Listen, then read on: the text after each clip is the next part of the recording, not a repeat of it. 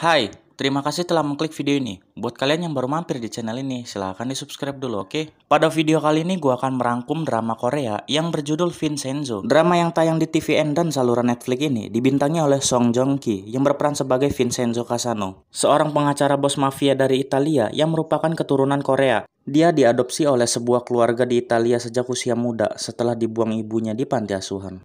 Oke, nggak usah basa-basi, kita langsung ke ceritanya aja dah.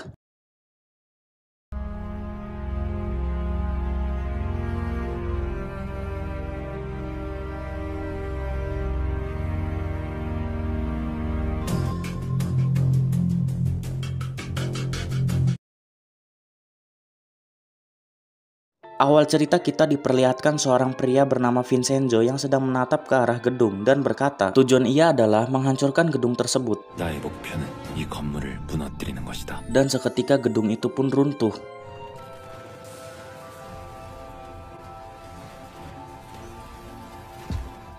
Tiga hari sebelumnya, bertepatan di Roma, Italia, Vincenzo yang baru saja beranjak bangun dari tempat tidurnya.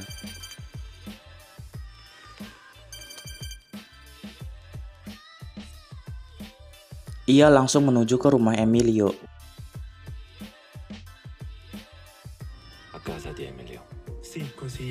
Sesampainya Vincenzo di rumah Emilio, ia memberikan tawaran berbisnis dari bos yang telah wafat untuk Emilio.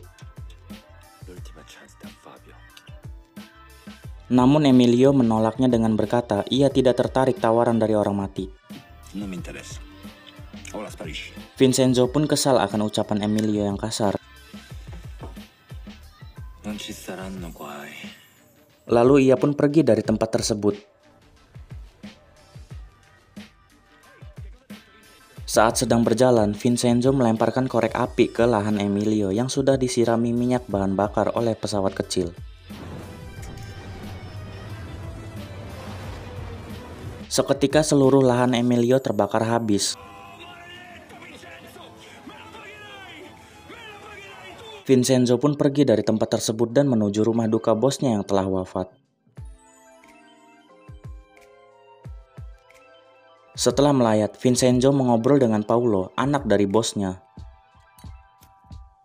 Mereka terlibat konflik dikarenakan Vincenzo yang telah membakar lahan Emilio dan Paulo yang menginginkan Vincenzo tunduk padanya, dikarenakan ia telah menggantikan posisi ayahnya yang menjadi bos mafia.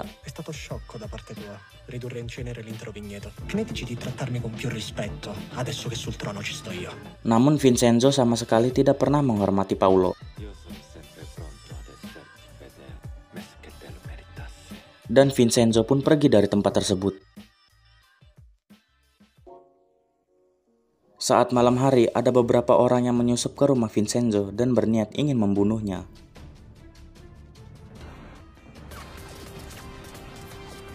Namun Vincenzo telah menyadarinya dan membunuh mereka semua di tempat.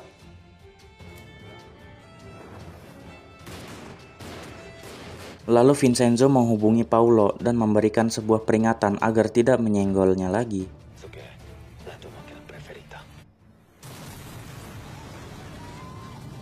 Vincenzo pun pergi dari Italia dan menuju Korea.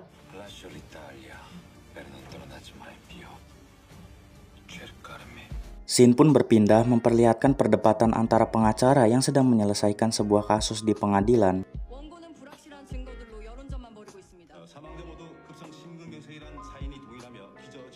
Lalu perdebatan itu dimenangkan oleh pengacara wanita.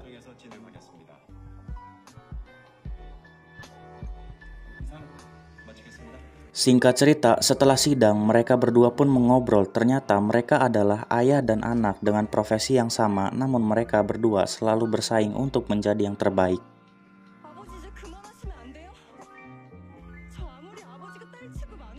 Lalu cerita berpindah lagi, memperlihatkan seorang agen intel yang sedang duduk santuy. Ia pun mendapatkan notifikasi seseorang yang baru saja masuk ke Korea.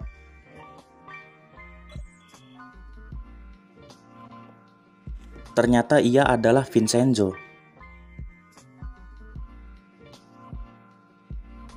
Agen itu pun mengenali Vincenzo, bahwasanya Vincenzo adalah pengacara mafia Italia.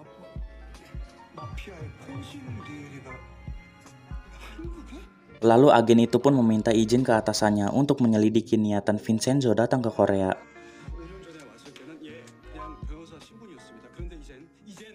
Namun atasannya tidak mengizinkannya.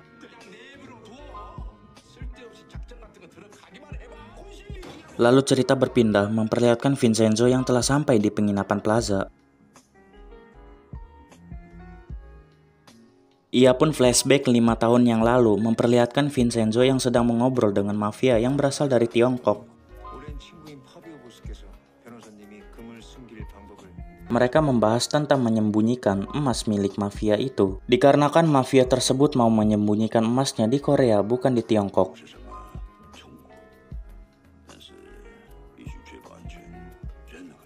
Vincenzo pun memberikan solusi untuk membeli gedung bekas dan membuat ruang rahasia di basement untuk menyembunyikan emasnya.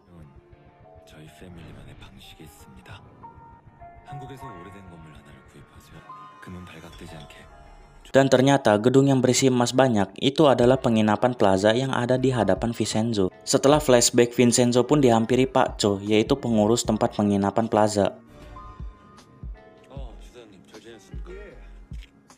Setelah mengobrol, mereka pun memasuki penginapan plaza dan menuju tempat penyimpanan emas. Ternyata tempat tersebut sedang dihuni oleh para biksu dan dijadikan tempat kuil. Singkat cerita, Vincenzo pun berkenalan dengan para penghuni tempat tersebut, termasuk pengacara Hong Yu-chan. Setelah mengobrol dengan mereka, Vincenzo pun pergi dan menuju kamarnya. Saat ia ingin tidur, ia teringat sesuatu, lalu Vincenzo memeriksa sebuah berkas.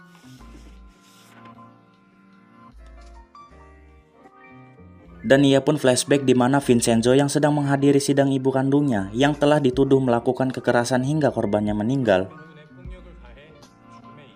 Namun ibu kandung Vincenzo tidak mengenali Vincenzo dikarenakan mereka telah berpisah saat Vincenzo masih kecil. Pagi hari pun tiba, Vincenzo yang sedang berada di depan gerbang lapas penjara, ia berniat ingin mengunjungi ibunya.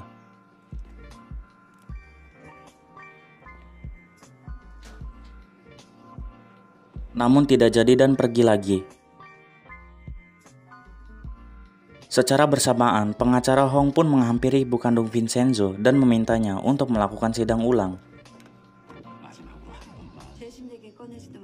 Namun ibunya Vincenzo menolak dikarenakan ia tidak mau menyusahkan pengacara Hong. Singkat cerita, memperlihatkan Vincenzo yang sedang mengobrol dengan salah satu karyawan perusahaan Babel. Vincenzo mengatakan bahwa ia ingin merobohkan tempat penginapannya. Namun karyawan Babel itu pun memberikan sebuah harga dikarenakan ia berniat ingin memiliki tempat penginapan plaza.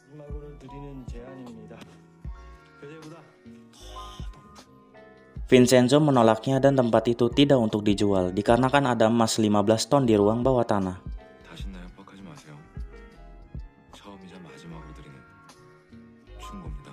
Setelah mengobrol, Vincenzo dan para penghuni tempat itu pun berkumpul dikarenakan Vincenzo ingin memberitahukan bahwa tempat itu ingin direnovasi dan dibangun ulang.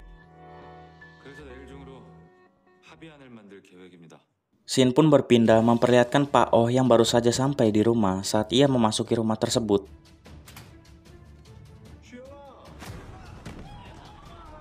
Ternyata anak dan istrinya disekap oleh para gangster suruhan perusahaan Babel.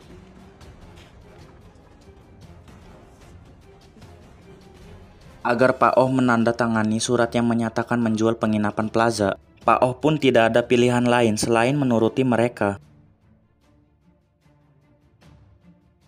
Pagi hari pun tiba, Pak Oh memberitahu semua hal yang terjadi semalam ke Vincenzo bahwasannya dirinya diancam dan disuruh untuk menjual penginapan plaza.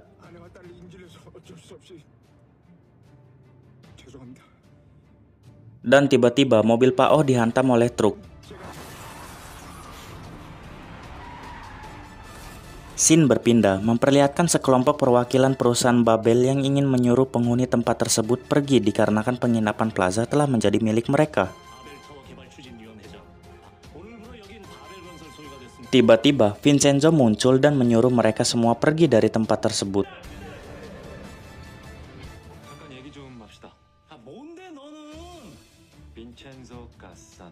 Lalu seketika mereka menyerang Vincenzo, namun Vincenzo dapat mengelaknya.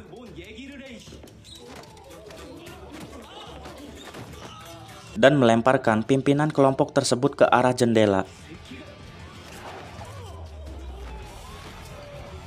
Vincenzo pun mengatakan konstruksi Babel membeli gedung secara ilegal dan mengatakan gedung itu adalah miliknya.